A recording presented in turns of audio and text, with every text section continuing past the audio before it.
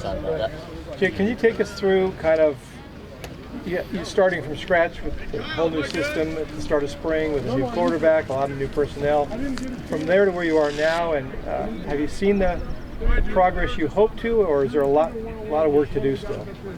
I think there's always work to do, but overall, the progress that they've made from practice 1 to practice 14 has been really good. And we had the emphasis before spring break that we were just going to get the base install in for those 8 practices, and then we were going to advance the install in the second half. And the kids have grasped it. They've done a really good job at just coming to work every single day. It's been kind of a grind now. They went Wednesday and then Friday, Saturday, Monday, Wednesday, Friday, Saturday.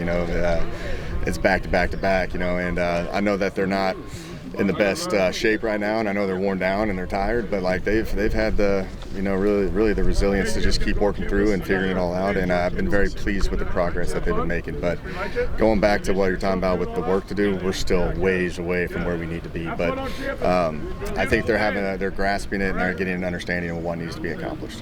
When you go back in your office and you watch tape, what are the specifics of things you're pleased with and a few things that you need to get better at? Yeah, you look at like the QBs, for instance. They haven't played much football, so I do believe that everybody is not making the same mistakes multiple times. They're improving and they're adjusting and they're adapting to it. But it gets down to the situational football, and it gets down to a lot of the conversations that need to be had, through the summertime and fall camp to get them ready for game situations and scenarios. And I think Coach Sermon does a really good job at showing us a lot of different looks. A lot of great discussions that have been advanced in the QB room, from zero pressures to soft leverage man and catch man and press man, and certain things that we need to have discussions about. And we need as many of those scenarios as possible for us to keep getting better as a unit and putting those quarterbacks in those positions to have an understanding of it. So today we did 2-minute, and we had there was a lot of clock management stuff that we need to work on, which is good, but we're at least having those discussions right now in spring. But going back to just how they're progressing, and they're not making the same mistakes twice. They're learning from it, and that means they're trying to understand it and they're trying to improve.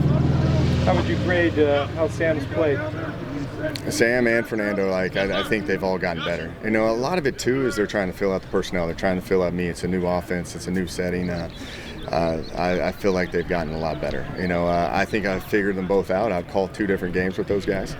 And I'm figuring out their strengths and their weaknesses. And when you go out there and you play, you put them in position to have success. But in the meantime, you got to keep working on the deficiencies and what they need to improve on. But overall, I'm just really pleased with the QB room and then the development and then the approach that they've had so far in the spring. What percentage of your base playbook do you think that they've got down now, and how much does that need to grow before the regular season? Yeah, I think we probably have about 50% of it in right now, and a lot of that is different presentations moving forward. So you can do a certain run scheme, right, and then you can add motion to it. You can add condensed formations. You can add RPOs to it. You can add a lot of different things to a certain look. But the main thing is we try to keep it very simple for the O-line. Make them just, because there's so many moving parts of different fronts that they got to block. So just keep it simple for them and change up all the presentations. And we haven't done very many presentations right now. There is some short yardage packages and goal line and red zone stuff that we need to get in the game scenarios and all of that stuff that we need to work through. But for the most part, they have an understanding and the flow of how the game's supposed to go. What's the objective for in your mind tomorrow for your guys? Stay healthy, number one. I just want to go play. We're new scheme. Televised game. We're not going to go out there and show, all the things that we've been working on. You're going to see a lot of our base offense and just have them go execute. But I'm not going to sit there and try to scheme and show things that maybe the opponent can look at in the future, because, there'll be a lot of eyes on this game, from a coaching standpoint, which I always did that as a coordinator. I'll do that. I'll always watch the spring games of every team, in the summer as a study. But right now, I just want to see them fly around, make plays. Are they doing the right things? Are they handing the ball off when they need to? Are they throwing the RPOs when they need to? Are they going through progression? Are they taking care of the football? I just want to see a clean, no pre and post snap penalties, and just let them go out there and execute and have some fun. you played without a number of guys on offense, skilled position guys, in particular receivers, running backs. Yeah. How much different do you think you'll look come August?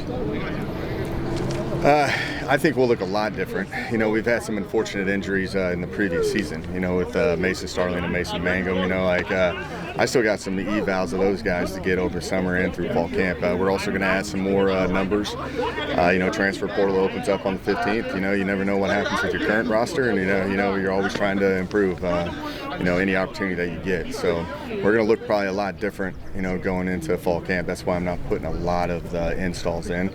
Just get the base stuff in and let them have an understanding of that, and then we'll figure out our identity of the players that we get throughout the summertime and how these guys respond back from their injuries from last year. You still got just 2 scholarship quarterbacks on the roster. Mm-hmm. You expect to possibly pull one out of the portal? Yeah, we're going to get another QB. We need to, you know, just O-line? because.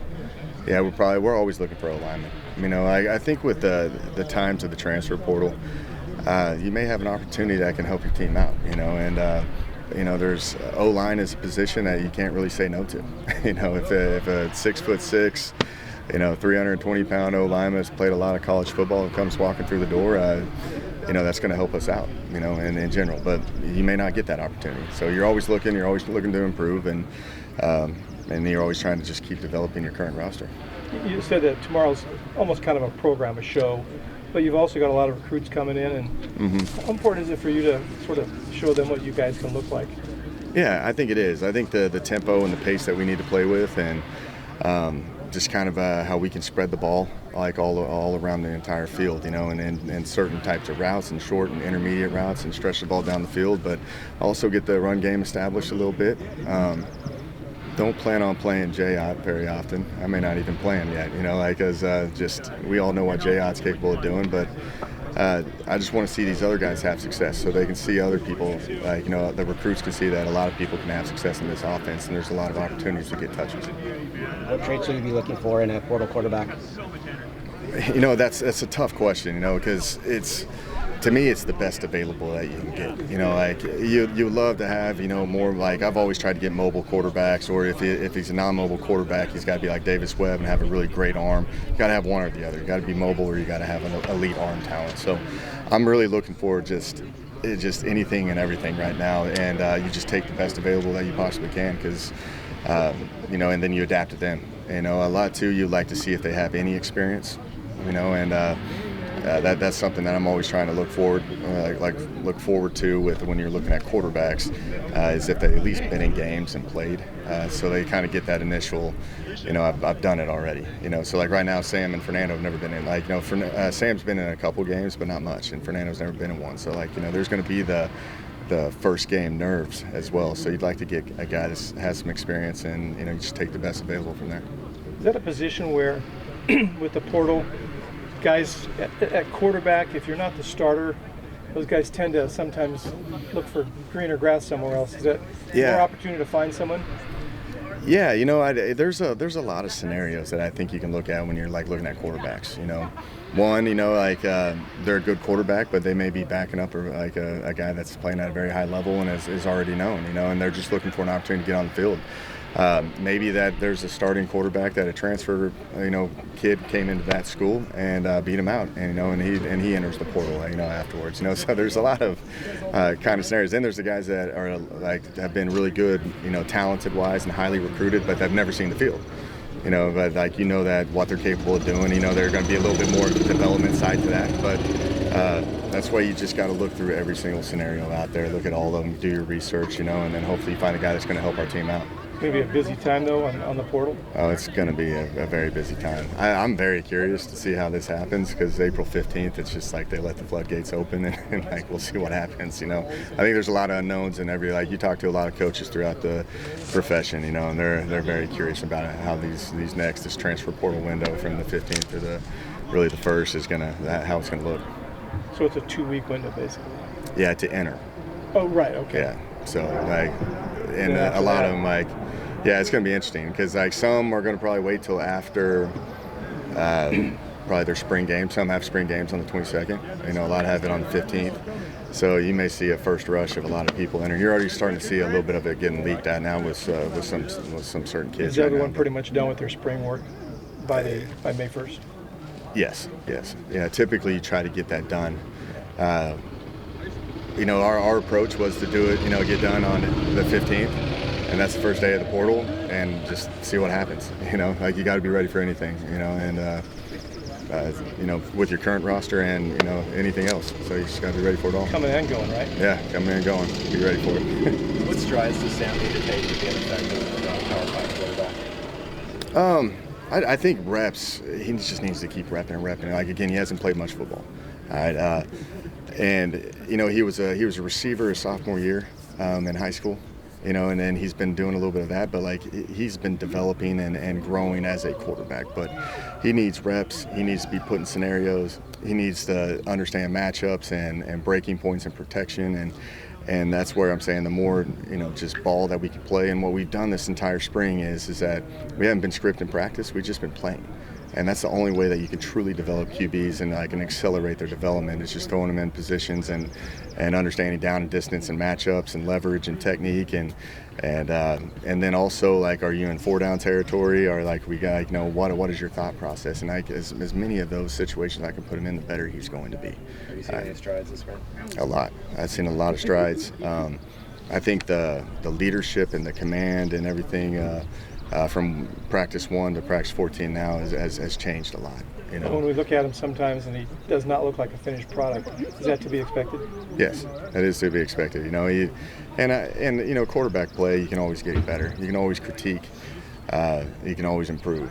But with him, he's such a dynamic. His ability, dynamic player, his ability to just extend plays. You look at the 2-minute, I don't know if you watched the 2-minute, and there's discussions that we need to have, but there was, I think there's around 20 seconds left on the clock, and he scrambled for 15 seconds. You know what I mean? It's at that point, you just got to chalk it up and throw it away, and that's a good teachable moment for him, because he's got this confidence in himself and his ability to extend plays and make plays on his feet and throw on the run, and which you're going to see some exciting plays, but you're also going to see some things where you need to throw the ball away and don't take the necessary sack or don't force a throw. And again, that comes from reps and just playing as much football as possible. Philosophically, I feel like the phrase you said, 4-down territory, I feel like that leash has gotten longer over time. Where are you at on that? What is 4-down territory in your mind? There's times it's obvious, but there's times where it's, I feel like, you're your own 45, on 4th down, a lot of times traditionally teams would punt, but now it feels like a lot of times teams are going to go for it. Yeah, I just think that offense has improved. If you look at the Pac-12, and I was here in 16, you just come back for another year and you're kind of just evaluating the entire conference. This offense knows how to score some points, and field goals aren't going to really win you games all the time, and that's kind of the approach that you have to really have discussions with the staff before the game. We used to do it all the time at in the Big 12 because there were some big, some really good offenses with Kyler Murray and Baker Mayfield, those Oklahoma teams, but there's also Oklahoma State was playing at a high level, and TCU had their moments. There was a lot of really good offenses, and but if you go play Iowa State, they're going to play a 3-high shell, keep everything in front of you from a defense perspective. They're going to huddle, they're going to move and milk clock. Kansas State was going to milk clock as well. They literally would count down the 25-second clock, the whole stands would, and try to milk as much clock as possible. So you have to be efficient when you play the teams that are going to ball control. And where are you at in the game? Field goals will win you those games, based off where it is. But if you're going to get into playing Kyler Murray, we said anytime we're going to cross the 50, we're going for it on 4th down because they're going to score fast and we've got to match it. So it's also how they are as a team, their approach, their philosophy. But I'm with you. When you cross they're really the 50-yard line, you should be in 4-down territory the entire time. Perfect. Anybody else? Thanks, Jake. No, awesome. Nobody likes punts.